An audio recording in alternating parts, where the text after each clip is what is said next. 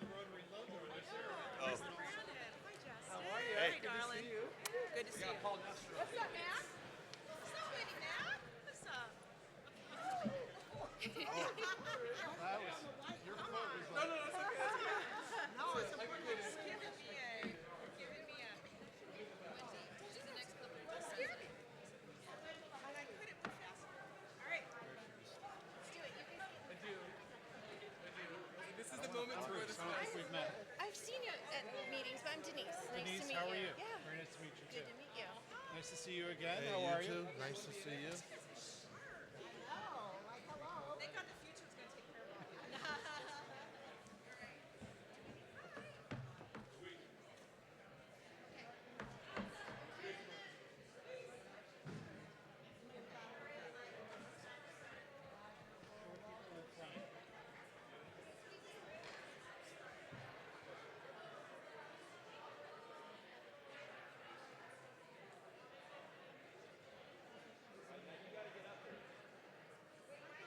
Justin will take a selfie.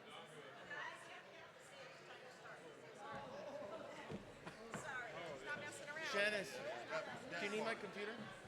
He's got it back there. Oh, okay. So you're good? I'm good. Okay. See, I just there wanted it to. is. Oh, good. Okay. It's all good. Thank you so much. Yeah, You're I'm most glad welcome. here. Good morning, everyone. It is 11:11, and we're going to try to get this party started so that people can get out of here and get some lunch. I've already heard of grumbling tummies and people being hungry, so let's go ahead and get started. I'm going to take this off because I don't want to stand here. Okay. For those of you that may not know me, my name is Janice Kurth, and I am a past district governor in our district, and I am the chair of our global grants for our district. Many of you I know have been here before. This is our Global Grants Training Seminar. To do a global grant, it's required to have 2 members from your club here and pass a quiz. I see many people here are old timers. Raise your hand if you've heard this before. And it's, as I suspected, the vast majority. We are required by the Rotary Foundation to go through this each year, so I apologize for the repetitiveness. Hopefully you'll catch a few points that maybe you haven't caught in the past. Very important, there are 4 or 5 clipboards running around the room, and make sure you sign it to register your attendance at this seminar. That will go to our stewardship chair, and he will carefully log it to show that you guys were here. So, I'm going to go ahead and start. There's really not a lot that's new this year. It can be summarized by where our district has decided to go back to doing things the old way. And if that's all you need to hear, then you've pretty much learned everything if you know all the other stuff.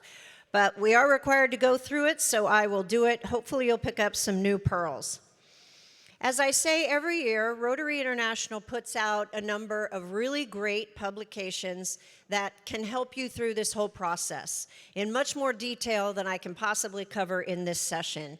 And this is probably the single most important document that you can get. This is available on the Rotary International website, and I will show you exactly how to get to that and many other resources. And you'll see a number of screenshots throughout this presentation which show you how to find specific things on the Rotary International and our district website. So this is going to be the first place you go. myrotary.org is important for a number of reasons, but when it comes to doing grants, you will want to go to myrotary.org. First, click on Participate, and then second, click where it says Grants Center. And when you do that, it takes you to this landing screen, which is your Grant Center. This is where you will do everything that has to do with global grants. But most importantly, at this point, on the right-hand side, there's a button that says Resources.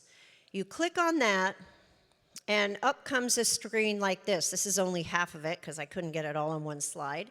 But it has a whole list of things on the right-hand side that are extremely helpful for you. Oh, I see a number of you taking notes out there. I will tell you that this exact presentation will be available on the district website, so you don't have to write all these things down. You can just pay attention and try to learn, and then go to our district website, and I'll show you how to get to that as well. And you'll have a complete copy of this presentation so you can see all the information that I'm going over. So once you get to Grant Center, as I said, sometimes you have to scroll down because it won't all show up in the first screen.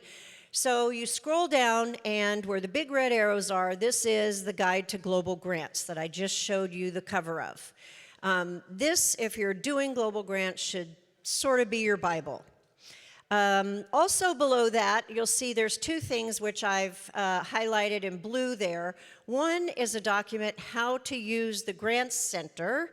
If you're completely confused about how to do that, this is a great place to start. And then just below that, you'll see something which is your Rotary Grants Staff Contact Sheet. This is where you can find who to contact at Rotary International if you've talked to me and I say, that is not anything that I can do. You have to contact your staff person. And the staff lists, it depends on where you're doing a grant, what it is you need, and that will give you all of the contact information for the Rotary International staff should you need to contact them during the grant process. So I just wanted to show you, this is what you will download when you click on How to Use the Grant Center, and you can see that it gives you really all the important steps and documents to help you walk through the process. Finding the Grant Center, I just showed you that, but if you forget and somehow you got to this and don't know how you got to it, you can find the Grant Center, navigate the Grant Center, and then applying for grants. It also has things about your reporting and all of the important information you need. So this is a very useful document. There's also other resources. Rotary has a YouTube channel. So if you go to YouTube and you just search Rotary Cultivating Effective Projects, there's 5 different videos that, in a video format will help you plan and figure out how to write your grants and work through your projects. So I always like to point that out because some people really like videos better than documents. So the YouTube channel, and you don't have to go to the specific Rotary channel. If you just search Rotary Cultivating Effective Projects, those videos will come up. So now that I've shown you kind of where all the resources are, I'll start to go through some of the mechanics of a global grant. We're only talking about global grants today. These are the very large long-term projects that Rotary helps to fund with our initiation and our initiatives. They need to be sustainable with measurable outcomes. They have to align with the areas of focus, and it does require an international partnership. And I'll go into more detail about each of those. Now, you'll see several slides coming up through the rest of this presentation which have these little checklists. These checklists are listed directly from that Guide to Global Grants. And I'll try to go through each and every important step on that checklist with you to some extent. So that document is where this checklist comes from. So, a long-term sustainable impact. Well, what does that mean to Rotary? It means that the project that you are proposing or want to do must give the community skills and knowledge to maintain whatever the project is long after the project is done and after the grant funds have been spent. Okay, so a very simple example of a non-sustainable type of project is to send a whole bunch of food to an area in need for whatever reason. Maybe it's a disaster, maybe it's who knows what. That's not sustainable. Yes, they will appreciate that food and consume that food in the short term, but then it's done and the benefit of that project is finished. A sustainable way to do something similar is to go into that community, teach them sustainable agriculture, provide seeds. Maybe it's provide some livestock, which can then be bred to produce more livestock.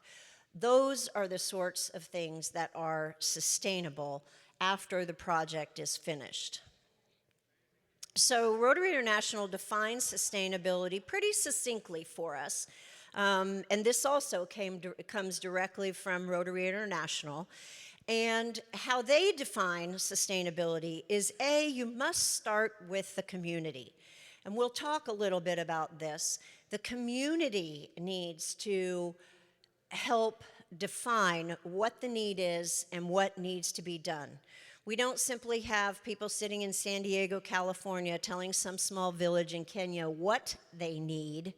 We need that village in Kenya to tell us what they need, and then maybe we can help to accomplish that. Encourage local ownership, and this doesn't mean just owning material goods, but have people who are invested in the project, who are also invested in helping the project be sustained, so that there can be long-lasting improvements and benefits to the community. The next thing is provide training, and I'll kind of go out on a limb here because this isn't a rule, but I have never seen a global grant be approved that does not have at least some aspect of training. Training is by far the most significant, long-term, sustainable thing that we can do surrounding any project. So for example, if you want to dig a water well, well, there should be training for people in that community, how to maintain it, how to do some simple repairs, all those sorts of things. Training needs to be included in every grant, or I can almost guarantee it won't be approved. And many times when I see the responses back from Rotary International, this is the number one thing they say: tell us your training plan in the community. So training is very important. They also want, when you're putting your grant together and your budget, plan to buy locally, if at all possible. Now, this is not always possible, I understand that.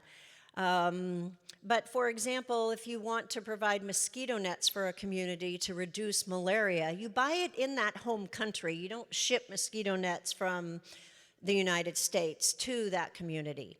The reason for this is simply by providing commerce in the local country, village, city, whatever it may be, that further serves that community that we're trying to serve.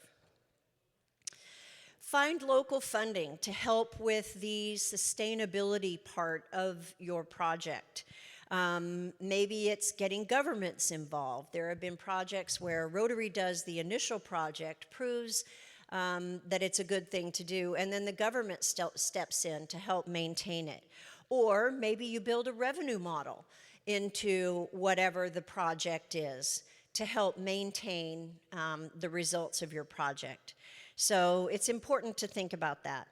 And then to sort of prove your sustainability, it's important to measure your success. And we'll talk in more detail about that in a little bit as well. So for global grants, you need to make sure that the activities align with the goals of one of Rotary's area of focus. And I think almost everyone knows this. These are the 7 areas of focus. And it's almost any project you can come up with fits into these areas of focus. But there are exceptions. For example, one of the things I've seen turned down is arts training and support for theater arts or visual arts or whatever. It's very hard to get those to fit. Those don't often fit into areas of focus unless maybe there's a revenue model generated, and then it can become community economic development. So be very careful when you have a project. Many times it's just completely obvious where they fit. But should you have questions, and you should check this document to make sure that your project fits, there is a document in these grant resources called Areas of Focus Policy Statements. And it clearly outlines exactly what does and does not fit into each of the areas of focus. Now, this is something I say every year, and I'm still waiting for the year to happen when someone doesn't do this. It's super important that no matter what your project is, how great it is, how many areas of focus it crosses into, pick one and only one for your Rotary application. The reason for this is manyfold. First of all, for each area of focus you select, there will be a separate reviewer at Rotary International.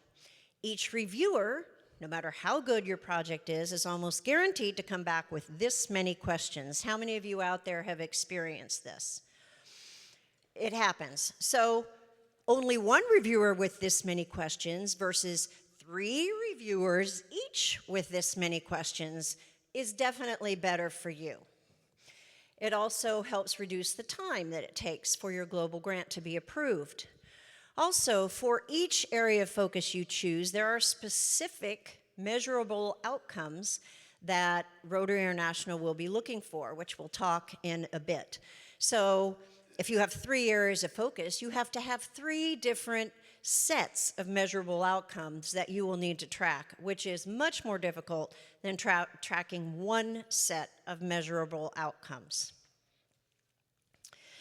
So save yourself lots of pain and agony, pick the best one, even though your project is grand, I know, and it fits so many things, and it's going to be so important and so wonderful, but only pick one. You have to have a minimum budget of $30,000, and this should come from a variety of sources, and I'll talk a little bit about this. First of all, these are big projects, and they have to be sustainable. So, don't think about this for something that would be better as a small local district grant. And these projects involve World Fund match. This happens with global grants, not with any other kind of grants, and I'll give you the formula in a moment. There's no minimum World Fund match, and the maximum World Fund match is $200,000 without another level of review, which is a little more complicated. If you want to do a project that big, contact me. Typically, the World Fund match is in the range of tens to, $50,000,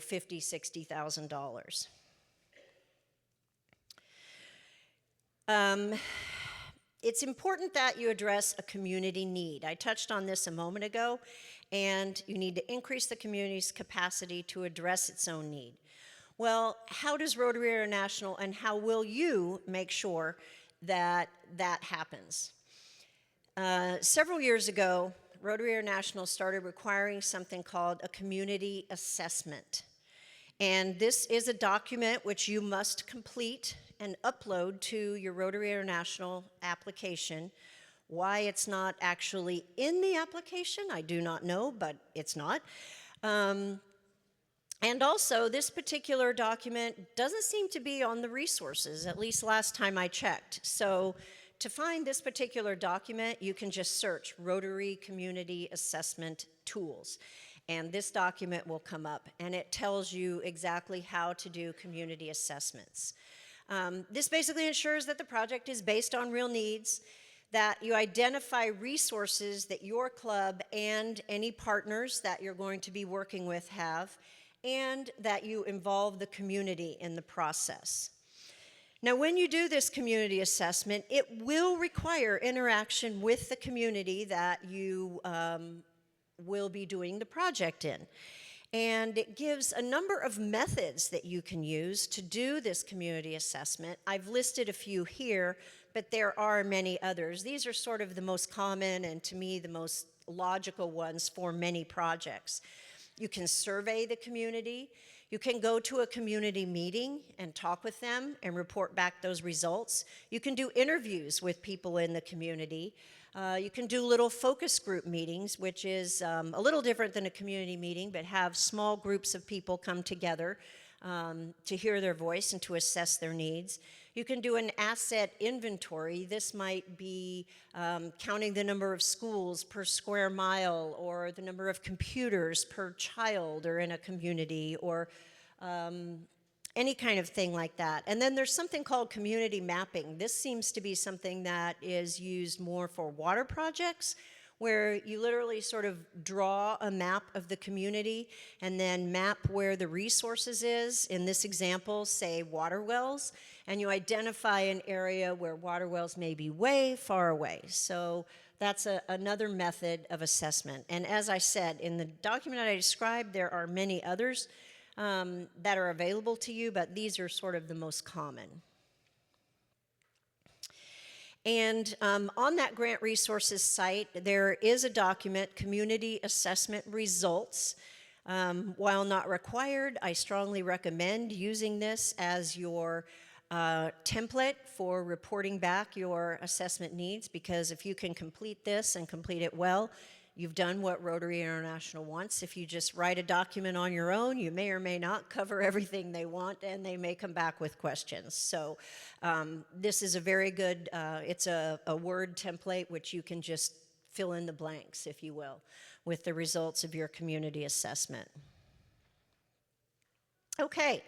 One of the things that we deal with every year is you have to qualify your club and district for global grants every year. We as our district leaders make sure that our district as a whole are qualified, but you must make sure that your club is also qualified. Not just anybody can do global grants. You can only be the primary sponsor of 10 active global grants at one time. Most clubs only do 1 or 2. There's a few clubs, however, who sometimes get close to this number. And you need to stay up to date in reporting all of your active grants. So what does that mean? Well, club qualification is kind of a combination of what Rotary International requires and then what your leaders in District 5340 require. So the first qualification, that is our district's qualification, is that in order to receive any district designated funds for your global grant, your club must have donated a minimum of $100 per capita in the prior Rotary year, or a total of at least $20,000, whichever is least. So that means each of you here need to go back and ask your president and your foundation chair to look up what your per capita giving is this year. And if you're sitting at $95 per capita, please make sure that you make some additional donations. Someone makes some additional donations to the Rotary Foundation so that you can meet that per capita requirement. If you don't meet that, you will receive no district designated funds, which basically means to do a project, you have to come up with all the cash or get district designated funds from another district. All of your district and your Rotary International dues need to be up to date. I don't think that's a big problem in our district, but we always like to make that point. You're here today, and it's important that 2 members must attend this training and complete the assessment quiz. I'll show you where that is in a few moments. It's very important to do the quiz because that's what our stewardship chair also monitors. And this is a big one that we struggle with every year. There is a memorandum of understanding that each club must sign before you can do a global grant. And we at the district are responsible for keeping track of all that and assuring that your club has signed its memorandum of understanding. It needs to be signed by the president for 25-26, that's next Rotary year, as well as your anticipated president for the year after that. And I often get the question, why is that the case? Well, global grants are big projects. They very often cross across Rotary years, So we need to make sure that both presidents understand the obligations of doing a global grant. If you don't know who your club president's going to be for 26, 27, I always say make your best guess and get that person to sign. And then this will be emailed to Past District Governor Mel Gallegos, who is our stewardship chair, and believe me, we get reports almost weekly, especially at the beginning of the year, so we know who's done their stuff and who hasn't. He does a very good job. Okay, where do I find this so-called MOU? The easiest place is on our district website, which you should know this is rotary5340.org. And when you get to the beautiful landing screen, the picture's changed, but I love this picture of Torrey Pines and the bridge across Torrey Pines. Click on Foundation, number 1 there, and then click on Grants, the number 2. And you will get to a screen that looks similar to this. And the red arrow is pointing to the Club Memorandum of Understanding. You can download this, fill it out, scan it, and get it to Mel. You're done. And you'll see this page a number of other times because it has other resources for our district on it. As I said, all grant reporting must be up to date. We'll talk about those requirements. No more than 10 active global grants. And this is one that's been added pretty recently. Each club's foundation giving goals must be entered by the club president or the president-elect on myrotary.org. We had a hard time getting our club presidents to put in their goals, so we learned that this was a good way to make sure that that happens. Don't approve DDF for global grants if the goals aren't there. And again, Mel makes sure they are. Another interesting aspect of global grants, they're called global because you must partner with a club in another country. What does that mean? It's an international partnership. There is a host club and an international club. The host club is the Rotary Club that is closest to the location where the project is going to occur. The international club is the club in another country. So very often the host club will be the club in South America or India or Mexico that a project is going to be done, and the international club will be one of you. However, that does not have to be the case. We did a global grant about human trafficking in the United States where a club in our district was the host club and a club in Mexico was the international club. Some people call this a reverse grant. I detest that because I think of it as a very America-centric way of looking at grants, which I think is a little self-serving. There is no such thing technically as a, quote, reverse global grant. There's always a host club and there's always an international club, and the host club can be in any country, including ours, and the international club must be in another country, okay?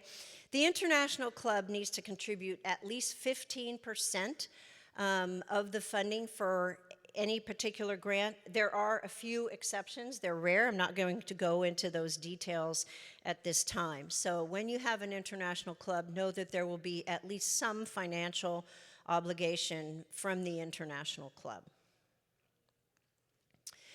So how do you find partners for your global grants? I get this question very often. Well, the Rotary Convention is a great way to meet and learn about projects and to develop partnerships with people from other countries. Many countries sponsor and host project fairs, which used to be kind of a big deal because you had to fly to Ecuador or somewhere else.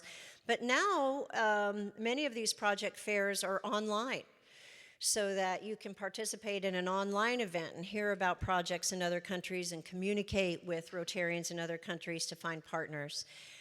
Social media, you know, it's used for everything these days, so LinkedIn, Facebook, all kinds of other things. Rotary events are a big one, and district events, much like what you're doing today, are also important because it gives Rotarians from different clubs the ability to come together, to talk about projects, to network. A couple of Rotarians here may be interested in another country, and maybe one of them knows people there. So attending Rotary events and talking with people from different clubs in different countries is very useful. There's also a number of online resources. I've mentioned two here, which I think are very important. Matchinggrants.org is a place that we'll talk about later because we require our projects to be entered there. But it's also a place where you can go if you're a club that doesn't necessarily feel like taking on a grant yourself as an international or a host sponsor, but you want to do an international project and maybe you have $2,000 of cash and you'd like to use $2,000 of your DDF. You can go to this site and people from all over the world list their projects there, and you can see if there's something there that you're interested in your club participating in. And it gives you a chance to contact those people, to pledge funds to a project. It's a very good resource. And if you're doing a project as a host sponsor and you want DDF in our district, it's required, and I'll talk about that a little bit later. There's also something, Rotary.org has a lot of sort of social networking functions now that they've done. One of those is Rotary Ideas, where you can go and get ideas about projects and see projects that are looking for other partners. So once you decide you're going to do a project, it's important to know that you will need a so-called committee for your global grants. There needs to be a primary sponsor from your host and your international club. In addition, each club will need 2 club members that are on the committee. So you'll need 3 Rotarians to kind of agree to participate from each of those 2 clubs at a minimum.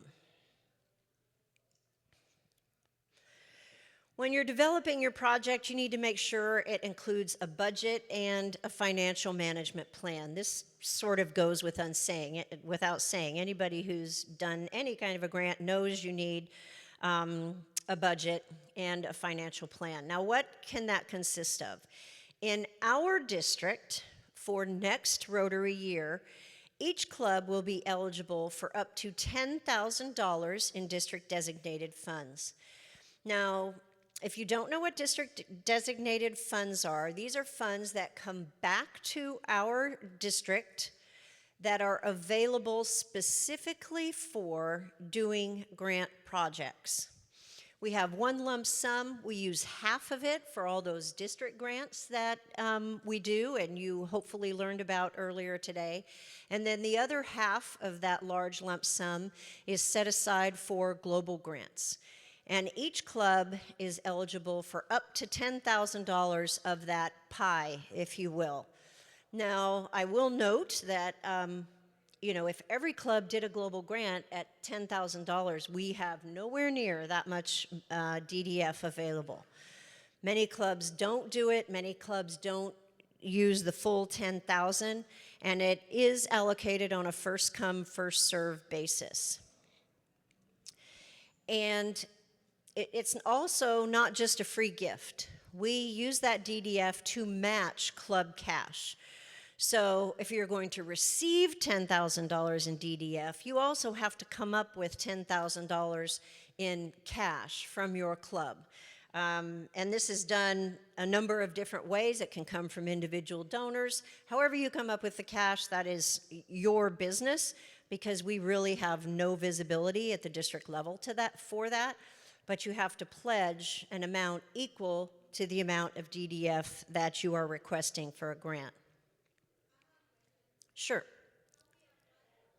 I'll talk about that later. That's a perfect question. She asked how you apply to get that DDF, and I'll talk about that sort of in the more logical steps. Now we're sort of focusing on the rules and the planning, and then I'll tell you exactly how to do that in a bit.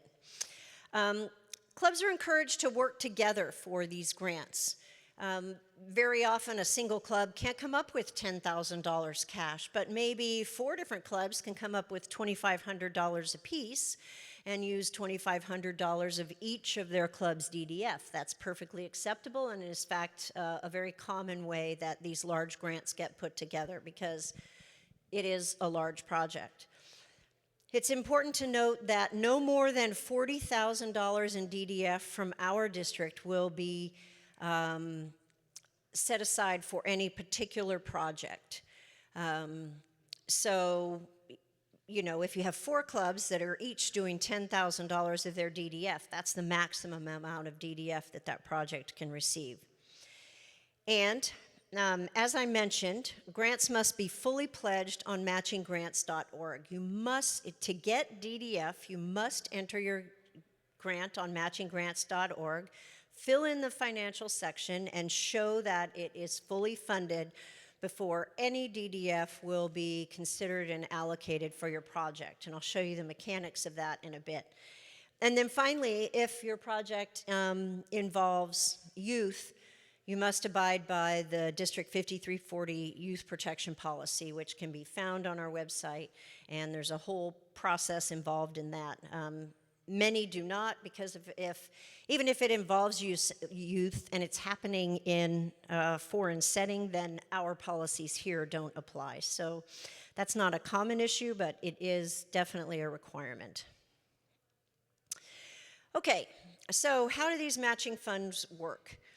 As I said, grants are put together by cash donations from your club or a group of clubs, matching DDF, and then a World Fund match, so that your money does kind of get multiplied as you move forward. For cash donations from your club, there is no Rotary Foundation match. In the past there has been, but there has not been for several years now. When you contribute cash, there's an additional 5% administrative fee, I'll call it, that is added when you send your money to the Rotary Foundation. And this is just that, to help the Rotary Foundation cover costs of administering all these grants. There is a way to avoid that, which I'll talk about in a few moments, meaning avoiding the 5% administrative fee. District designated funds are matched by the World Fund at 80%. So if you give, there's $10,000 in DDF, then the World Fund will provide $8,000 of additional funding. So here is sort of a real life example of how you might put together a global grant funding model, okay? Let's say you gathered $12,000 in cash from, you know, 1 or maybe 5 or 6 clubs. Then in total, assuming all these clubs are in our district, you would be eligible for $12,000 of district designated funds, matching 1-to-1 what came from each of those Rotary clubs.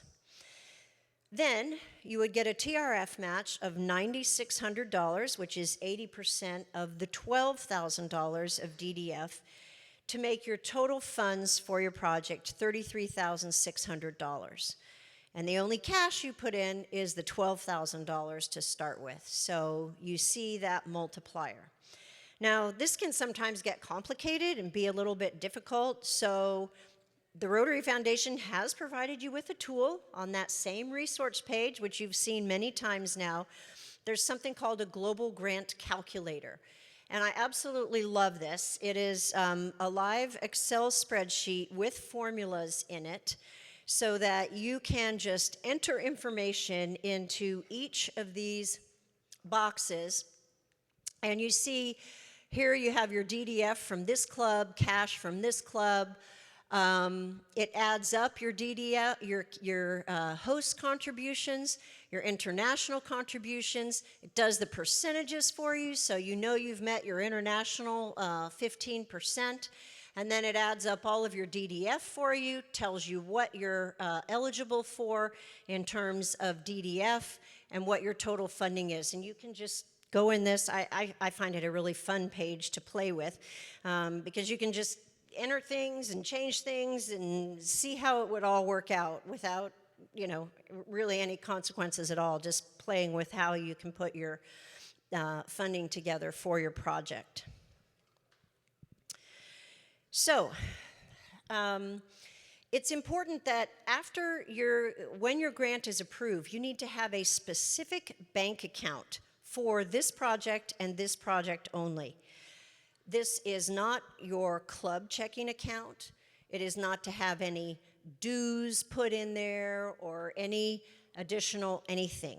The only funds that go into or out of this specific bank account that you will need to set up have to do with this project. No commingling of funds when it comes to global grants. When your grant is approved, and not before then, I get this question a lot too. Okay, our fully funded, where do I send my $5,000? But the grant hasn't been approved yet. You don't send any money until your grant is approved. Then your grant is approved, and you have your club pledged $5,000 to this project. You will send $5,000 plus the 5% to the Rotary Foundation, and your club or the individual that is donating this money will get Paul Harris credit for that donation because it goes directly to the Rotary Foundation for the purpose of a grant. If you want to avoid that 5% administrative fee, you can send your cash directly to that project bank account, which I just described. The advantage of this is you save the 5%. The disadvantage is there's no Paul Harris credit. It doesn't show up as a donation to the Rotary Foundation. If you have individuals that are donating, it doesn't show up to help contribute towards your major donor, nothing like that. There's sort of no credit associated with that. Also, I think there may be a difference in tax consequences, but I am not a lawyer, so I won't advise you specifically on that, but just think about that and talk to a professional if that's something you want to think about. And then after all that, if people send cash directly to that project bank account, the primary sponsor will have to provide a bank statement showing that those funds have been deposited in the account before they will send their match. Yes, Dale? Good question. Is the bank account in the host country or the international country? The rule is it can be in either place, so you can decide. And depending on the project and the location and the amount of corruption in the host country, you will have to choose what is best. There are times when keeping it in the international bank account and simply sending funds as needed is the right thing to do. There's other times when the bank account at the site of the project is best because it's easiest to pay invoices that way. So it can be either, and as the host and or international sponsors for clubs, you'll have to decide which place is the best for it to reside. Once all that cash has been contributed, either sent to the Rotary Foundation or in that bank account, and TRF has received a statement showing that that cash is there, they will then wire the World Match as well as the DDF to that bank account so that you will have the sum total of the funds that were in your application in that bank account so the project can begin. Now, this is a question that I get all the time. This DDF, it's sort of amorphous, okay? It's set aside for our district to use and allocate for our projects and our purposes, but it does not actually reside here in our district. That money is sitting in the Rotary Foundation bank account. So very often I'll get an email that says, our project's been approved, can you send the DDF to our project bank account? No, because I don't have it. The Rotary Foundation will send that DDF to the project bank account. We really don't actually touch it. We just get to decide how it's allocated, and we sign off on those grant applications.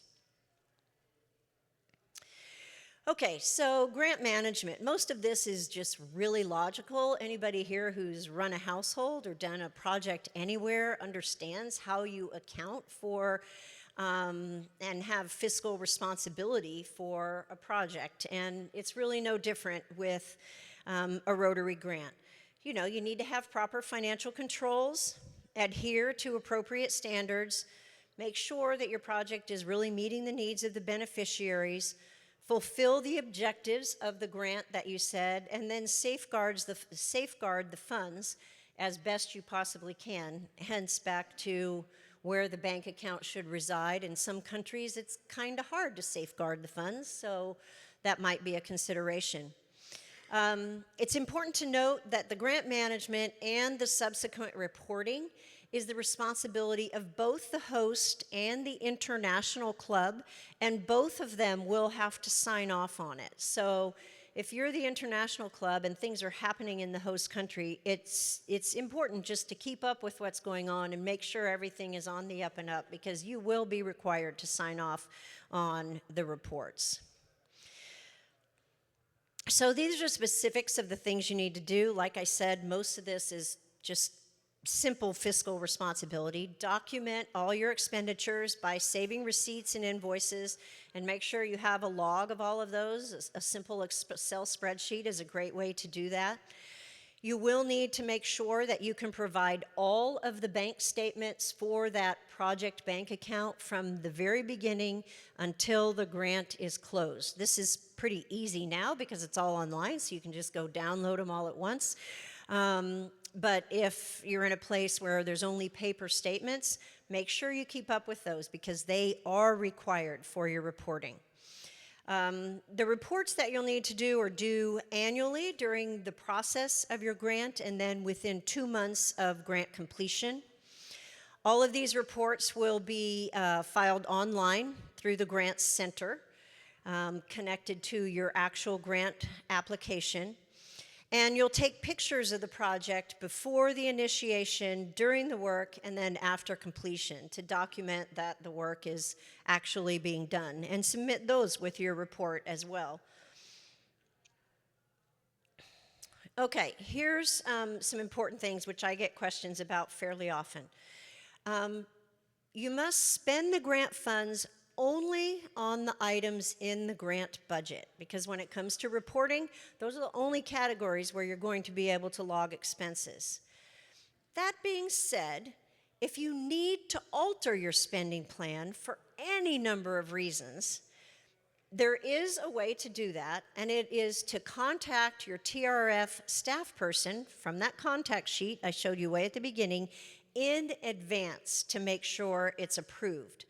So for example, we had grants that were ongoing when COVID hit, and there were just certain things that were in the grant budget that could not be done at that point in time because of, restrictions and all kinds of things.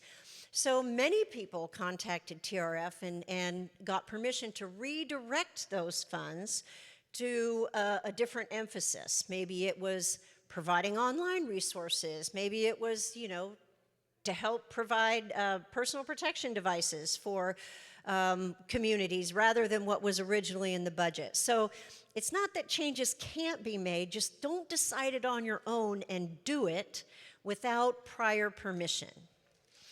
If you're under budget on your project, the rule is you have to return those funds to the Rotary Foundation. Again, the Rotary Foundation is pretty wise in most things it does, and it realizes that if you have some money left over, maybe during the progression of the project you've identified another need which those leftover funds could really be used for, that would help that community.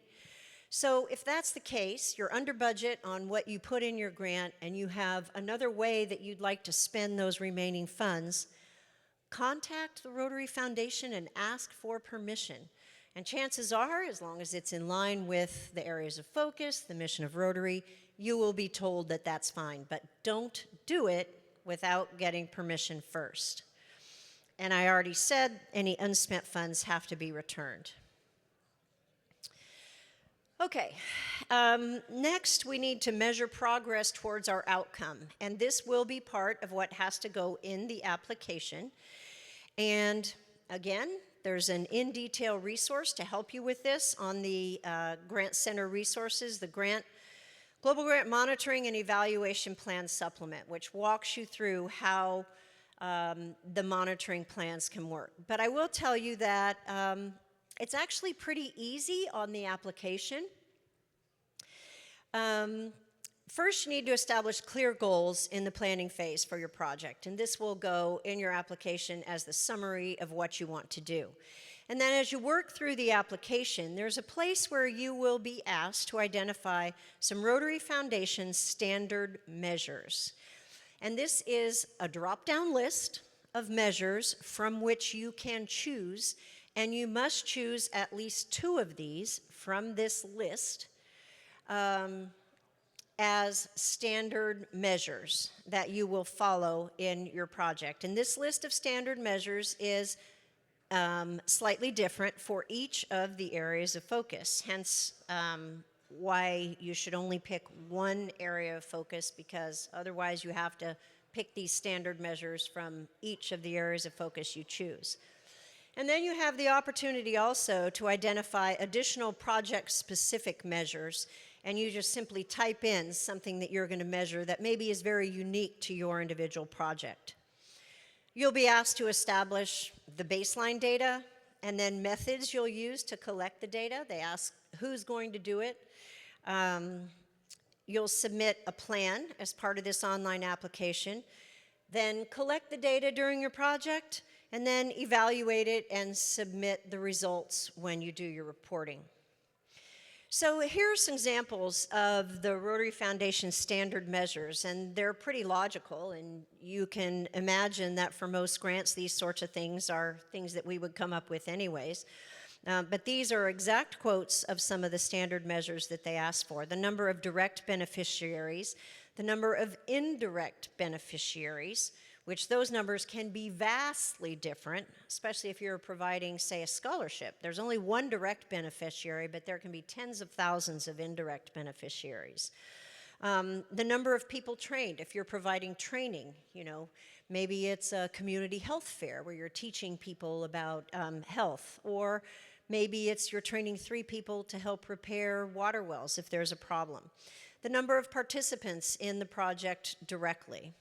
The number of people that receive some kind of service. The number of events you have. Very often grants will have health fairs out in the community. How many of those are going to happen? The number of jobs you created. Now this is one that's sort of specific for community economic development. The number of benefiting facilities, if you're providing equipment, say, for medical clinics or hospitals. Or the number of communities with less conflict. This one's specific for peace-related studies projects.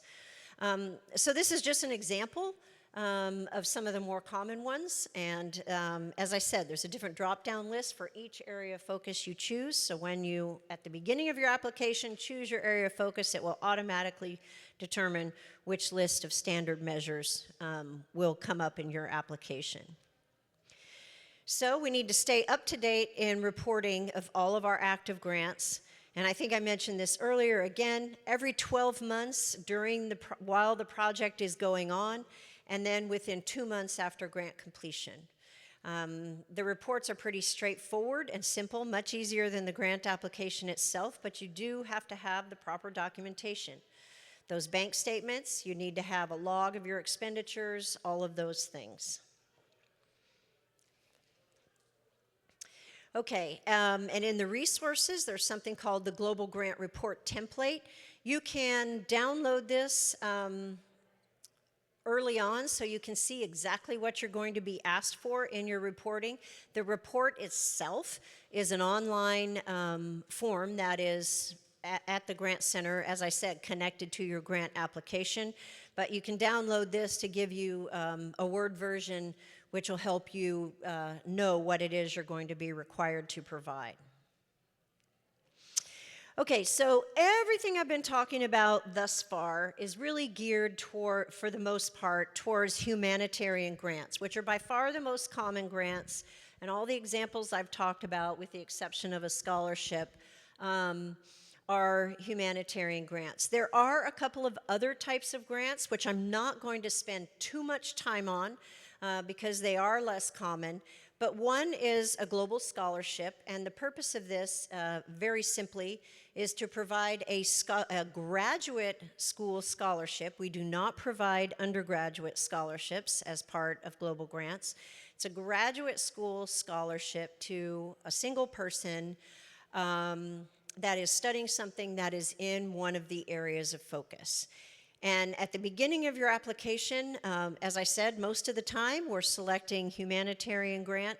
But if it's a scholarship and you click scholarship, it will bring up a separate application, which is quite honestly much simpler than a regular humanitarian grant. But it does have a section that must be completed by the intended recipient of the grant, so that's important to know. And there is a Global Grant Scholarship Supplement, which is available on that Grant Center, which will tell you specifically about what's involved in a Global Grant Scholarship. There's also a type of grant called a Global Grant Vocational Training Team.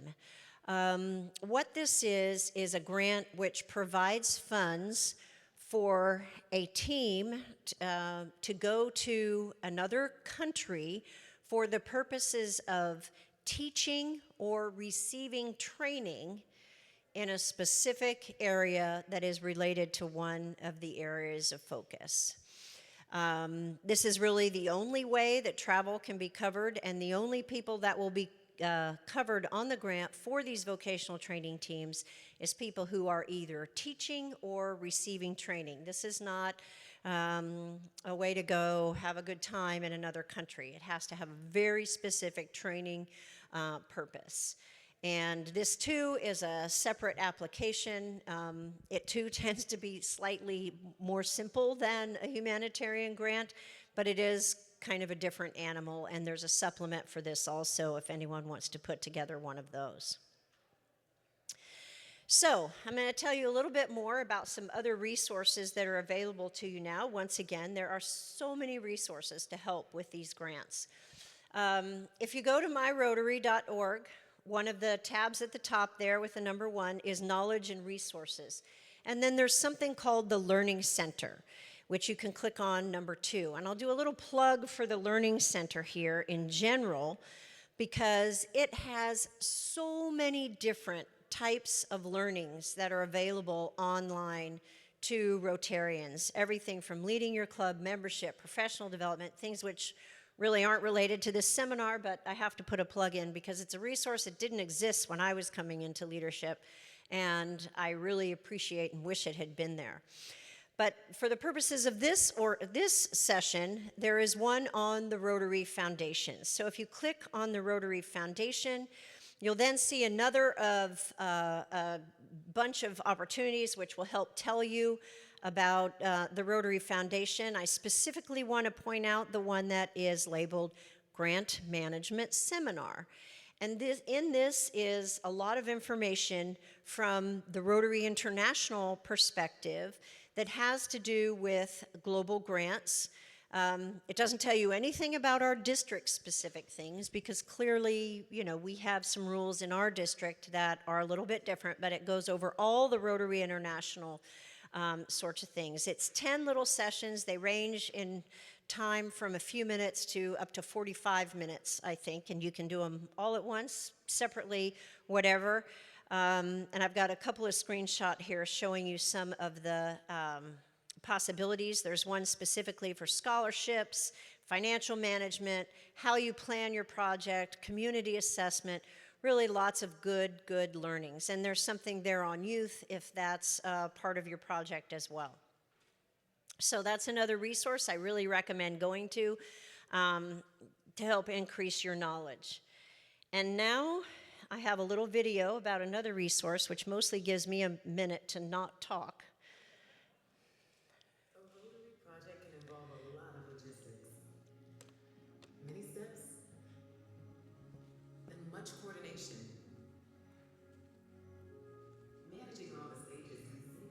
navigating a maze.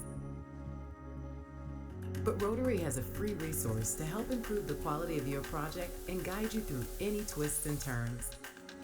The Rotary Cadre of Technical Advisors. The Cadre is a network of Rotary members from around the world who have professional experience and technical expertise in Rotary's 7 areas of focus, as well as a team of financial auditors. The Cadre can help you create more sustainable projects that fulfill the Rotary vision of transforming communities, improving lives, and creating lasting change. They will help you and your club conduct a community assessment, develop a plan for monitoring and evaluation, and share best practices for financial and grant management. Because the Cadre is organized into 7 geographic regions,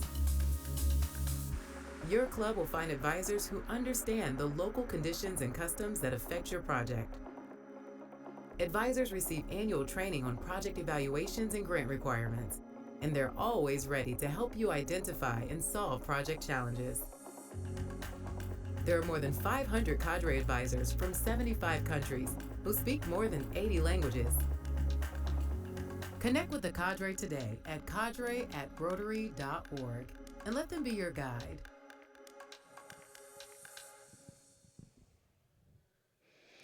All right, so enough said about the Cadre. Reach out, it's a great resource. When I went back to get some water while the video was playing, I noticed there's granola bars back there, so if anybody's stomach is getting too grumbly, please go back and help yourself. I won't be offended if you get up and eat, that's totally fine. Okay, so to answer the question that came up sooner, how do we apply for and get access to this DDF? To get approval for any Global Grant DDF from our district, the grant must be entered at matchinggrants.org and show that it is fully pledged. Now, this includes grants that maybe your club wants to contribute to a grant that a club in Colorado is the international sponsor and the host sponsor is somewhere in South America. In order for our district to contribute any DDF to that project, it must be entered on matchinggrants.org. And note that there are a lot of Rotary districts, in fact, most Rotary districts in the Rotary world do not have this requirement. So it may be upon you to do this entry or at least try to talk the host or the international sponsor to enter it for you. Otherwise, there will be no DDF allocated to this project.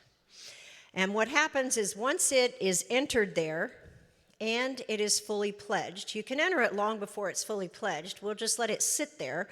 What happens is when it comes up as fully pledged and there's a request from our district, several of us get an automatic email. And then at the next District Foundation Committee meeting, we will consider that funding for approval. So, how do you enter something on matchinggrants.org? I have a series of screenshots here, which hopefully will describe that well enough for you. So you go to matchinggrants.org and you click on Global Grants. For those of you that are in the district grants section, you know you use this for your district grants too, using sort of the other half of this screen here. I'm not going to talk about that, but if you do any grants in our district, you're going to this website. And then once you get to the Global Grant website, you'll click up top, Submit a Project. So this is a new project that you're submitting. And then you fill out this application. It's really a very simple thing. Under project description, you will just provide sort of an overview. It doesn't have to be your complete grant application, just kind of an overview about what you're going to do. Fill in the rest of the information, and you need to put in your project budget. It's going to be a $30,000 project, a $60,000 project, whatever the case may be.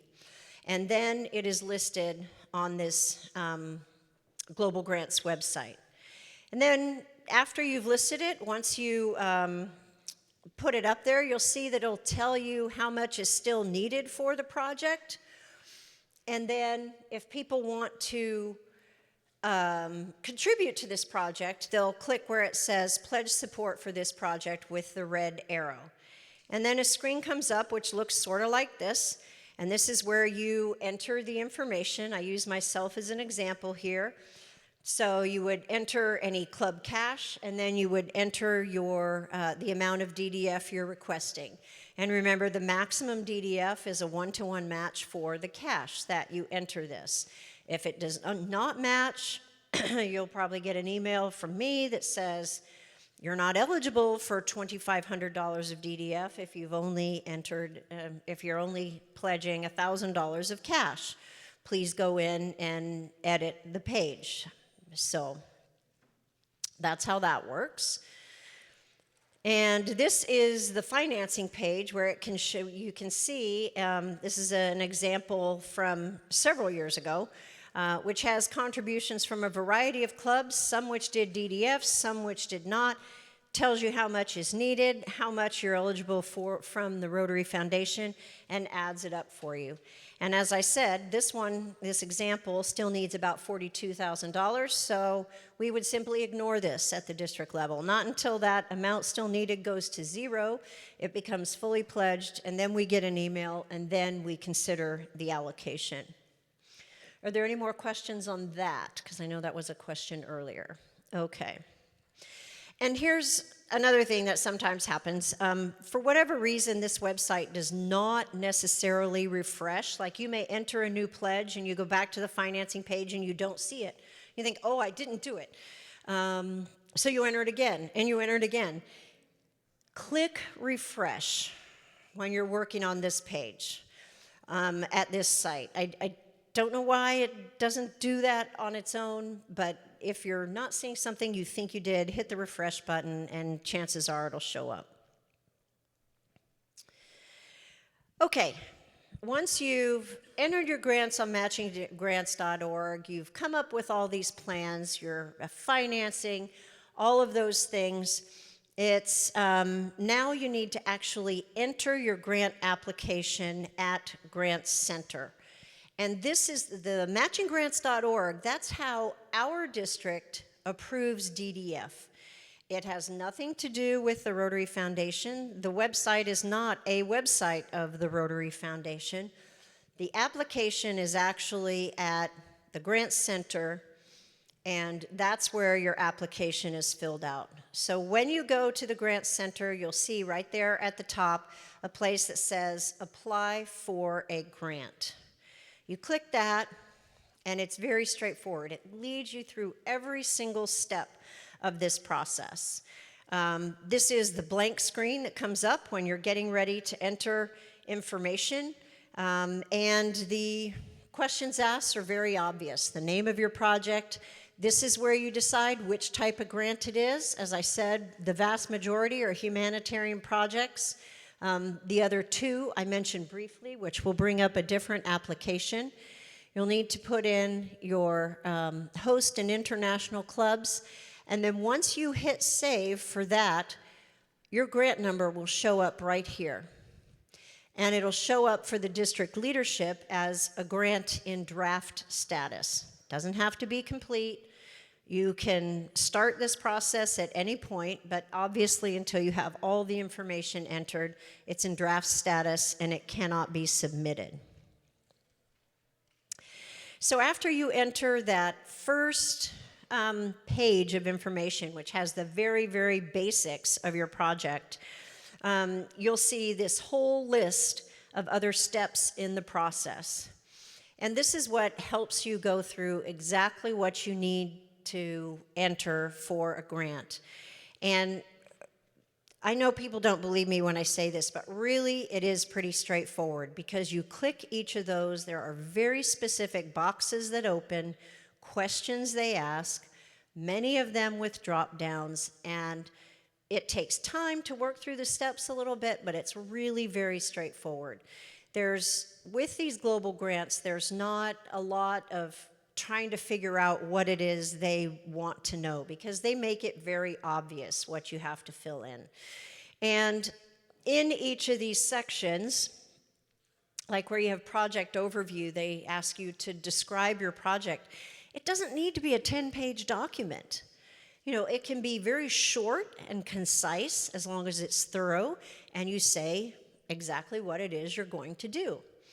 And that's true really for all of the various stages. And you just walk through each one and it helps you to do that. Once you have all of them completed, you don't even have to go in order. You can skip from step 5 to step 8 and go back. And at each stage, click Save and Exit, and it'll save all the work you've done and, you know, leave blank what you haven't done. But once you've completed step 1, which is not shown here, through 10, either the host or the primary contact has the ability to review it and lock the grant. That means you're not making any more changes, you are done, you've done all your proofreading, you think it's ready to go.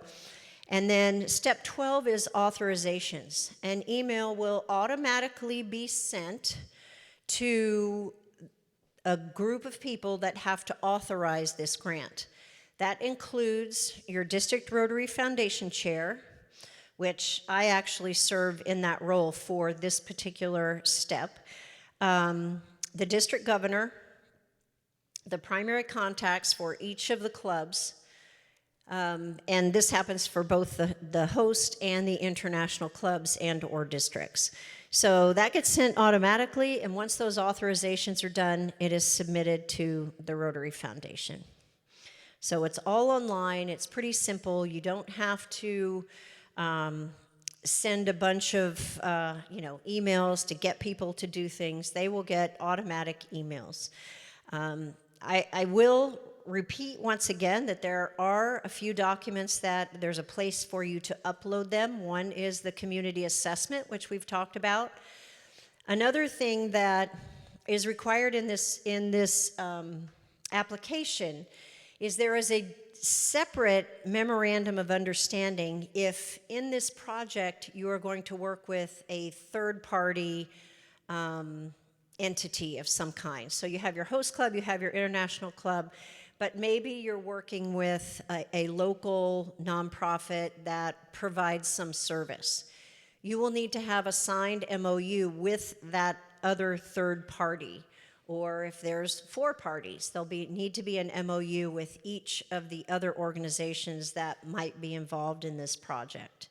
And it tells you about that. There's a place that says, are there other participating organizations? Have you uploaded an MOU? It gives you the place to do it. It walks you right through it. So it's very simple. There's also in here a place where it asks about conflict of interest.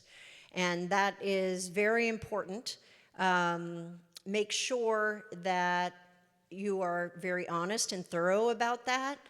It doesn't mean that the grant won't be approved if there's some potential conflict of interest, like maybe the Rotarian is the director for a third-party cooperating organization. It doesn't mean that that's necessarily a bad thing. You just need to disclose that, because if things like that are discovered later, then it can be a problem. So make sure that you answer the questions honestly about conflict of interest and any relationships with any of the other organizations that may be involved in the application. Okay, now I'm going to talk a little bit about a few of the resources and where you can find this presentation, hopefully on Monday. It's not there right now, but hopefully it will be by Monday. At Rotary5340.org, you go to Foundation and click on Grants, and here you will see a number of different things. You'll see the Global Grants Seminar, which is what I'm talking, these slides right now. You'll see the Global Grants Quiz for this year. As I said, it's not there now. I sent an email yesterday, but somehow it didn't get uploaded, so hopefully by Monday morning it will be there. I apologize for that.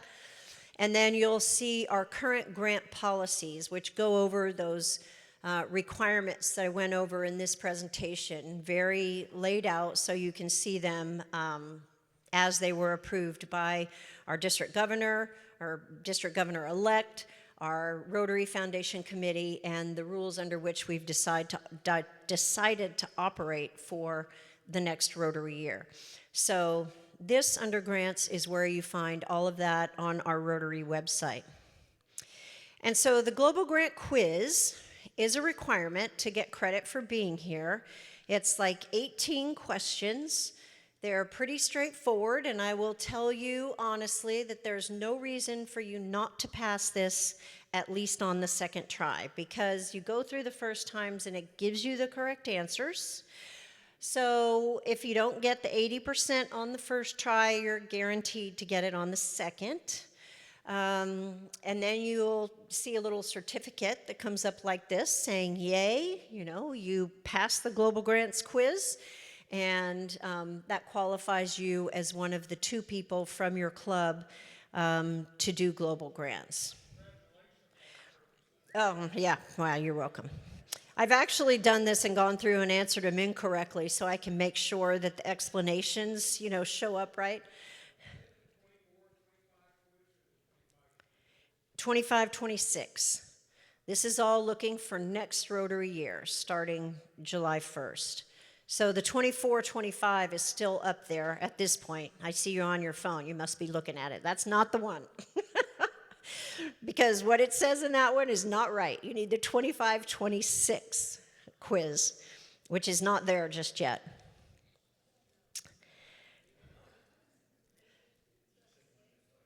It'll be up Monday. It's been sent to our administrator. It just hasn't been uploaded.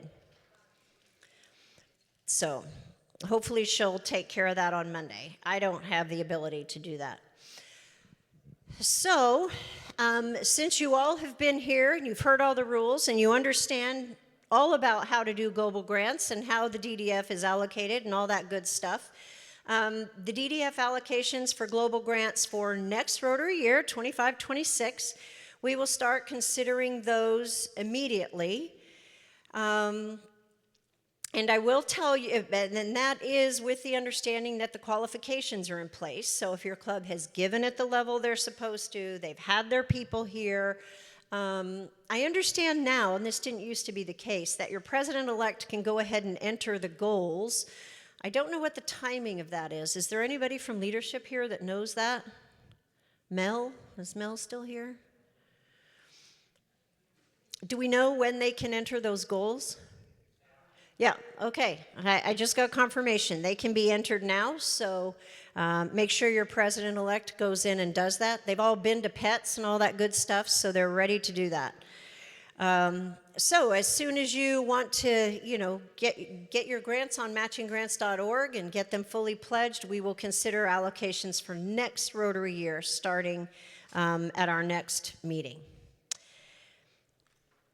And again, I have this slide here to tell you about various resources that are available for you. We've talked about all of these. So these are ways that you can get more information. And in addition, you're welcome to email me, and I'll probably refer you to other sources as well. But I'm happy to help out where I can. James? If you have not signed the clipboard to register your presence here, please make sure that you do that. James is kind of in the center of the room with one in his hand. Question here? Oh, they need a clipboard over here, Bonnie. I see Bonnie holding one up there. Sure. Question? Clipboard for district grants. Does anybody know about that?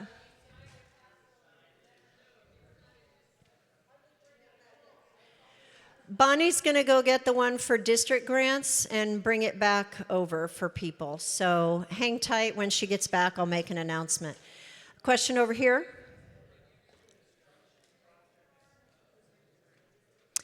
The question is, can you do construction projects with these grants? And the answer is no. You cannot build capital buildings and structures with global Rotary grants. That is in the Guide to Global Grants, and that is one of the exclusions.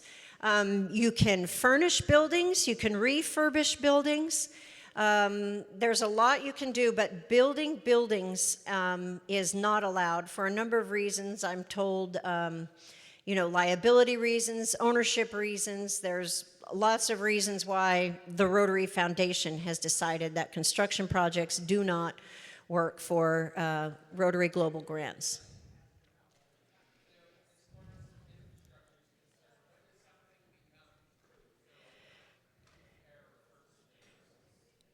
Yeah, the question is, when you're doing a global grant, how does maybe a refurbish or refresh become a capital project?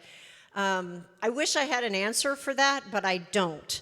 That is something that I would contact the staff. If you think you're kind of on the edge of maybe building a building versus refurbishing a building, they could give you those specifics in a review. It would be incorrect for me to try to guess what they're going to say.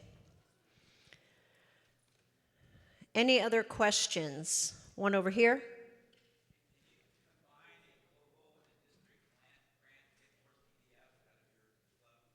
The question was, can you combine a global grant and a district grant to get more DDF for your club? I'm going to answer that very definitively, yes and no.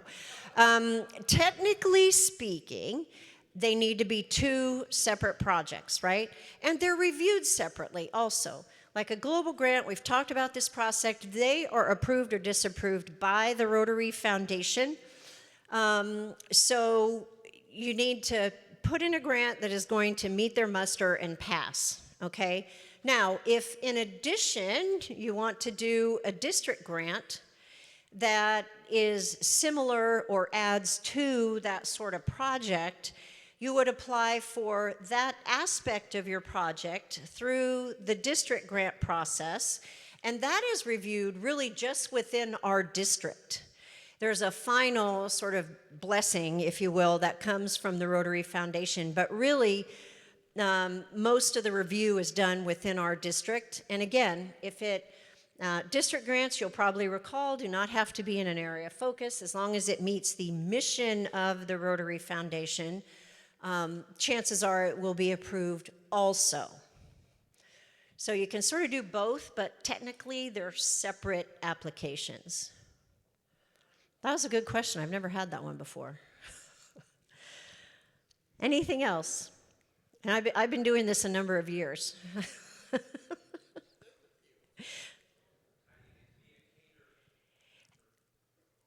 A cadre member? Go to that website and there's a way you can apply and put in your interest. I can tell you to be a cadre member, there's bilingualism is one of the important things. They really like people who speak other languages and has expertise in any of the areas. It's not a requirement. But from what I've seen, those are the people that really get a lot of cadre assignments, and they're fun. They're fun. We have a couple of people in our district who do a lot of it. Anything else? All right. Well, thank you all for being here. Thank you for the great service that you all do, and I look forward to your global grant projects.